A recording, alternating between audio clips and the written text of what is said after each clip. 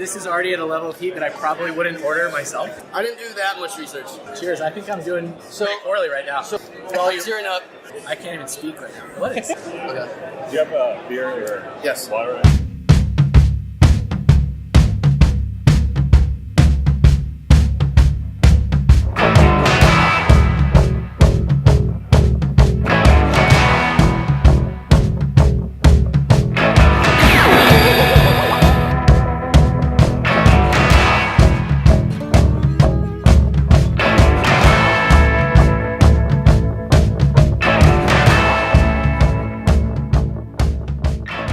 What's going on, everybody? From Polarity, I'm Joaquin Salcedo, and we're bringing you our second fan episode of Hot Wings. It's the show with hot wings and even hotter questions. So, guys, welcome. I'm joined here with FireEye team here at RSA conference.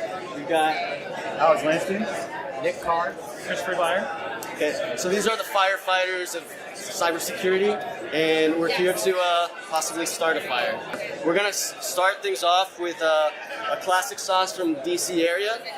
It's the Mambo Sauce. We'll take a bite, and then I'll ask you guys a question. So let me ask you first, how are you with hot sauce? I think I'm good. Yeah, I've never done one of these, but I'm a sweater. I sweat. Okay. But I kind of like hot. All right, good. I'm allergic to spicy food, so I'll probably keep it with the mild sauce. Okay, so this is gonna be fun. Everyone grab a wing, please.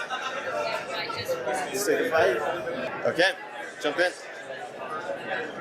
All right, so Mambo sauce, no big deal.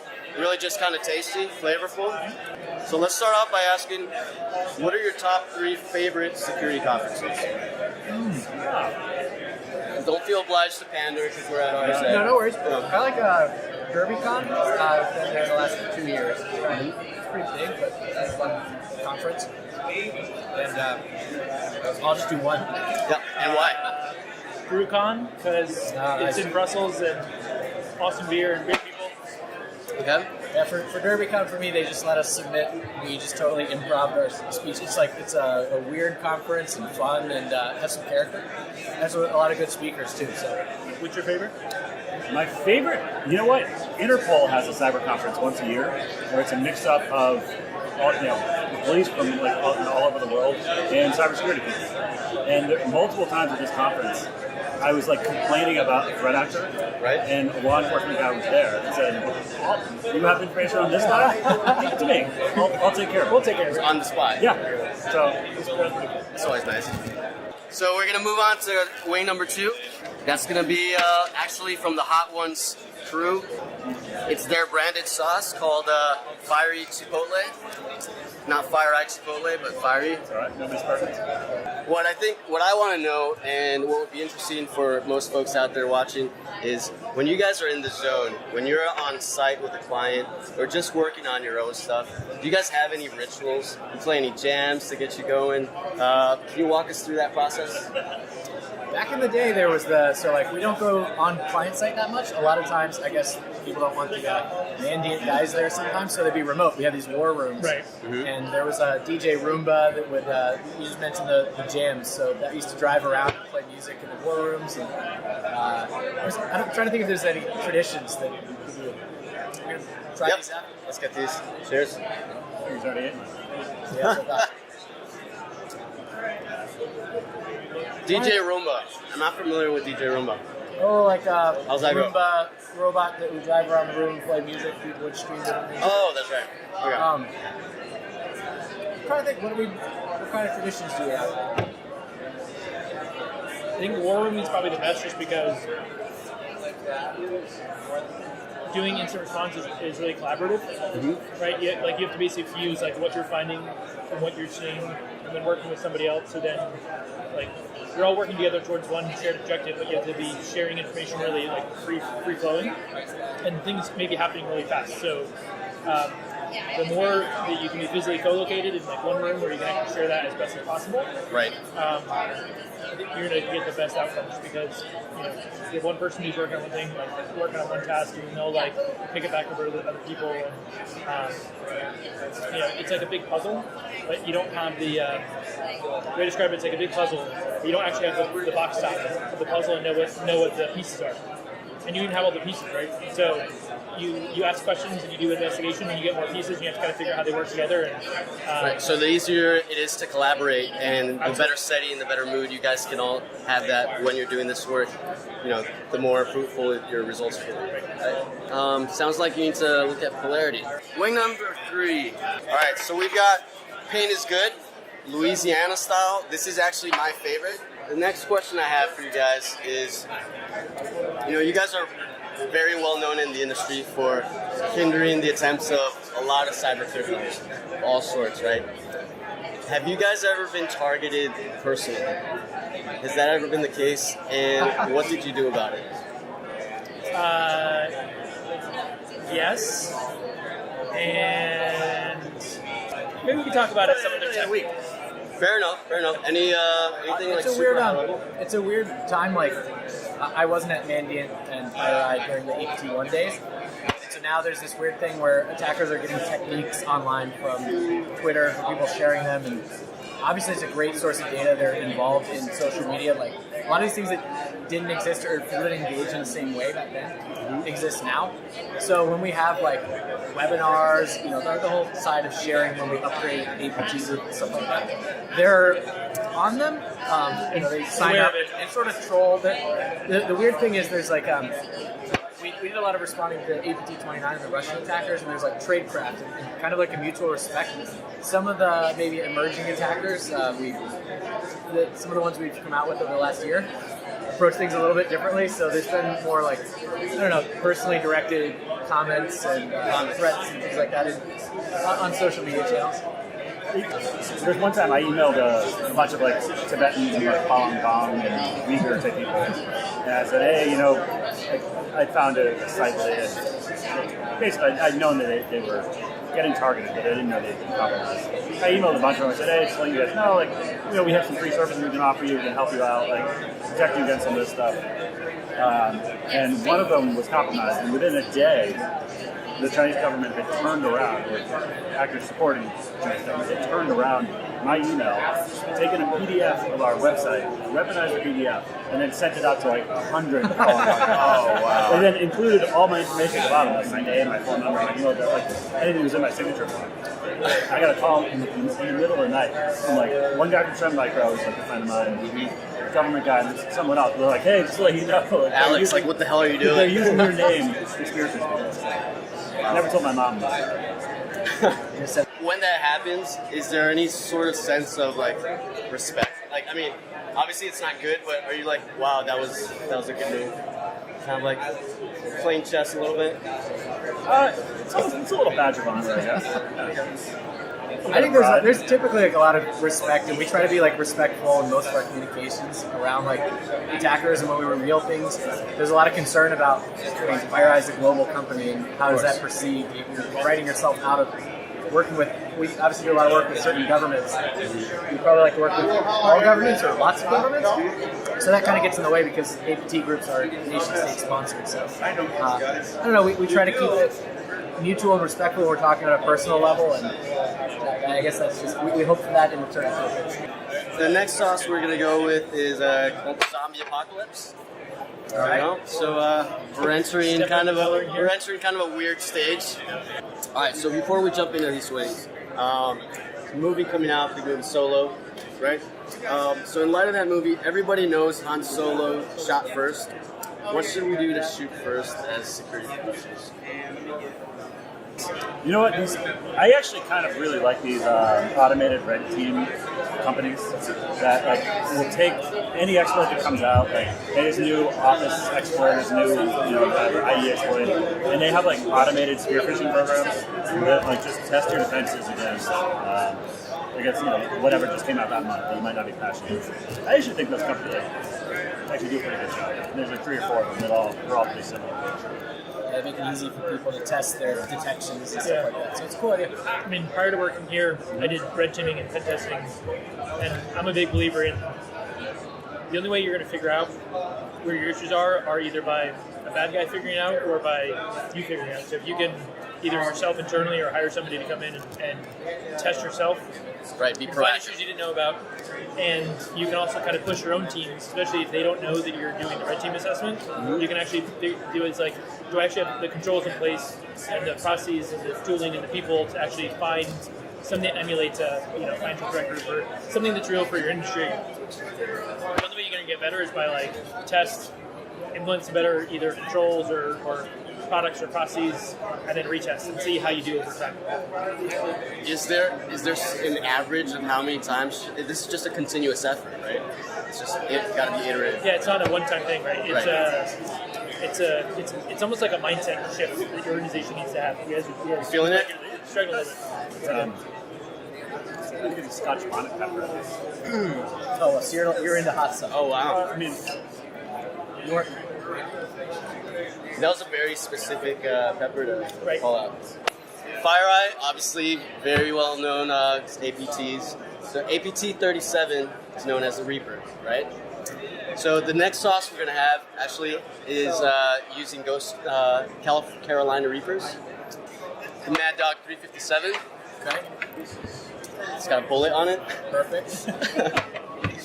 Cheers. I think I'm doing So- pretty poorly right now. So before you guys take a bite, like APT 37, all these APTs, you guys are used to kind of naming, different malware, threat actor groups, right? I'm gonna run through a list of names, and this would be fun. whether it's just threat actor, malware, or something we made up, I want you guys to tell me if this is a real thing or if we just made it up. All right, perfect. All right. Let's take a bite. All right, White Puma. That's real. That is fake. We actually made it up and we used it in our demos. Amazing. Okay. Flying Kitten. That's real. All right. Magic Hound. Magic what? Magic Hound. Does that work? I'm going to I, think I can't even speak right now. What is? I'm losing it. All right. That was real. Crash Override. That's real. Real. Although we call it In Destroyer. Right. Okay, so you got me there. It's also from the movie Hackers. Yep. Okay. Red Apollo. Oh man. Well, you're tearing up. A lot of InfoSec professionals start off in government. Well, then they transition to the private sector, or vice versa. Having made those transitions yourselves, where do you recommend someone that's starting off in the InfoSec profession begin? The government is a great place to be. Like, Yeah. they invest a lot in training. They have a cool mission space. So I feel like there's a reason a lot of U.S. government guys make the transition into private industry. Right. I had a longer answer in mind. I'm dying here. Yeah, I would.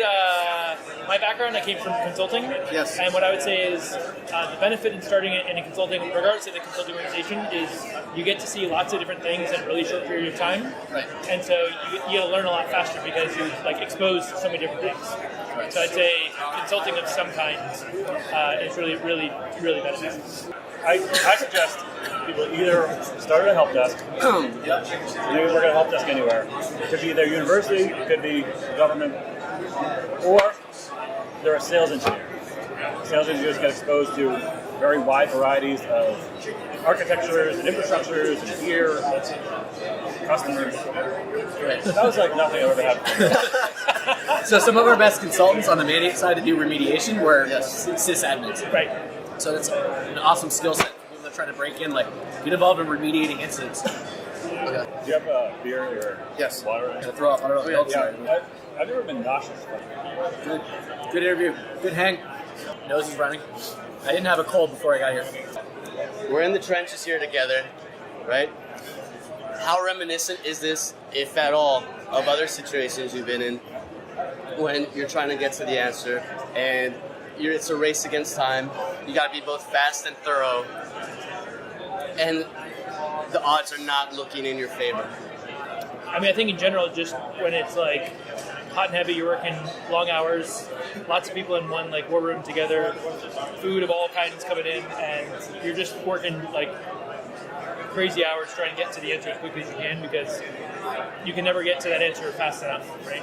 Right. Everyone wants the full picture instantly. It takes a while to sometimes get to have like the full picture of what happened. Chris, you recently tweeted that you're trying to put together the dream team Yep. of folks that have been on the Mandiant front line. Yep. Can you describe for everyone out there what that team looks like? What skills are you looking for? Sure. Matt Dunwoody, Chris DeJamo, and Ian All are basically three of our more senior consultants now that have come over, and they're security architects focused on basically bringing, kind of like I did in terms of coming from consulting over to engineering team and really driving kind of cutting edge features and research and Take you soft.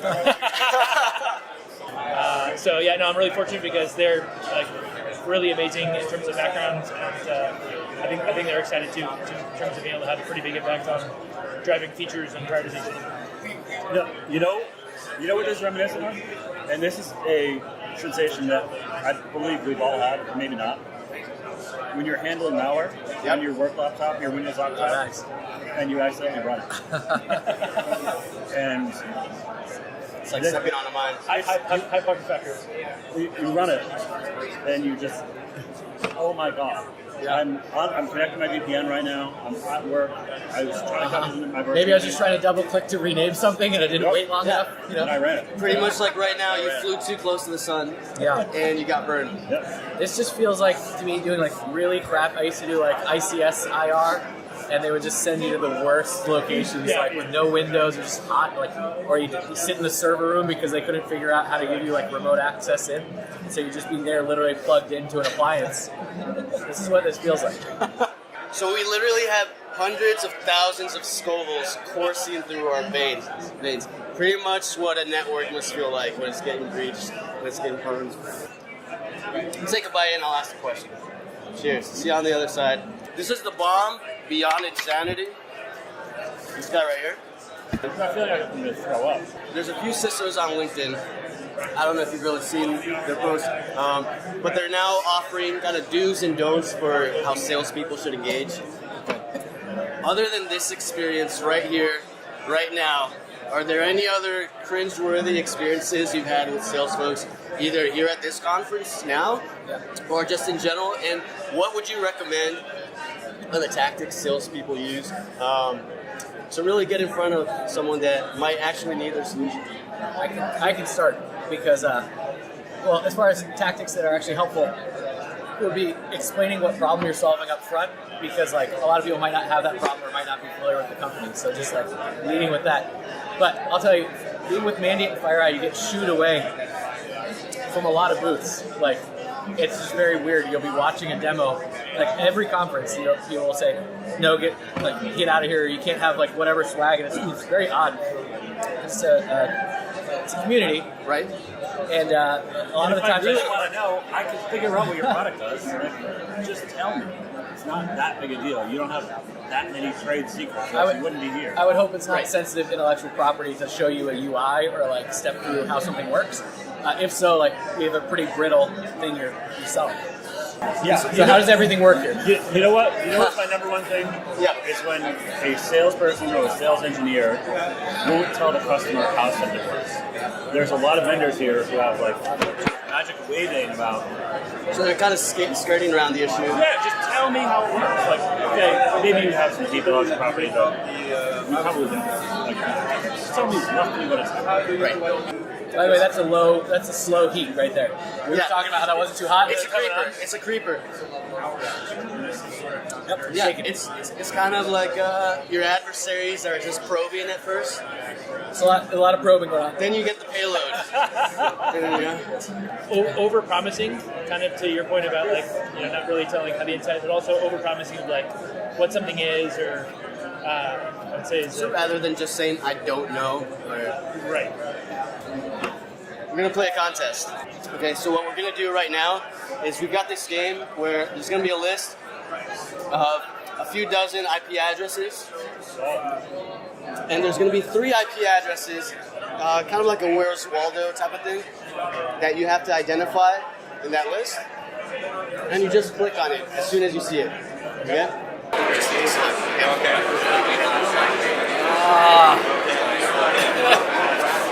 Come on, you kill me. Is that the same one? Okay, so hang on. Alright, so it took you 67 seconds. Next up, Polarity is going to turn on, and it's going to highlight in green, directly in line, what those IP addresses are. When you see those green highlights, simply click on them. Alright. There we go? Yep.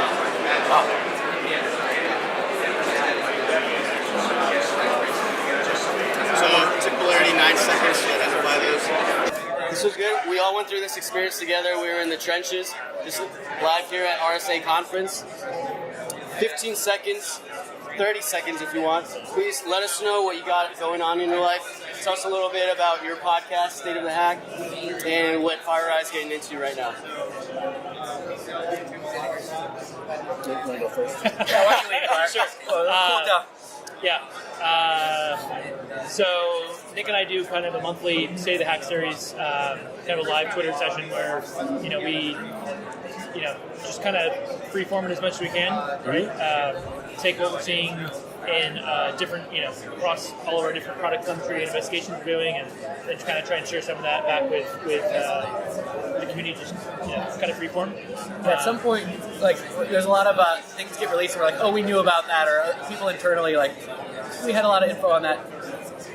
But it takes a lot to really get something out in a finalized form, so having something kind of live and unstructured allows us a new touch point, hopefully, for people to share kind of cool, interesting targeted activity. And I'm most focused on attacker methods, like what are attackers doing, what are they going to do next, how do we stay ahead of that? And it's a lot of fun. So always looking for more ways to help automate those processes and do better than I did up there at finding interesting data in like large data sets. Alex. There's a couple great hashtags on Twitter you should follow. Daily Scriptlet's pretty great if you're looking for new and interesting things. It's always difficult for people who aren't malware analysis companies to get a hold of like what they're seeing outside of their enterprise. They can see what they can see, but the Daily Scriptlet, the Open Dir, Open Directories. Like there was another one. Daily Peek Out. Daily Peek Out. Daily Peek Out. Yeah, we're trying to get involved in like just some themes around sharing things, like sharing our workflow stuff we're filtering through. Alex is one of the guys that basically sifts through like a ton of telemetry to find the really interesting stuff. Now I'm coughing. That's the thing. We find a lot of Open Directories, and previously we didn't really do anything with it, but now we just share it out. now we share it out. Thanks. Not for maybe depends who it is. I'll ask. Yeah. If it's publicly available, just share it. Daily Peek Out, Daily Scriptlet, Daily Open Dir. Find out a little bit about what's going on today at another organization. Thank you guys. Appreciate it. You guys are great sports. Thanks, I guess. Thanks.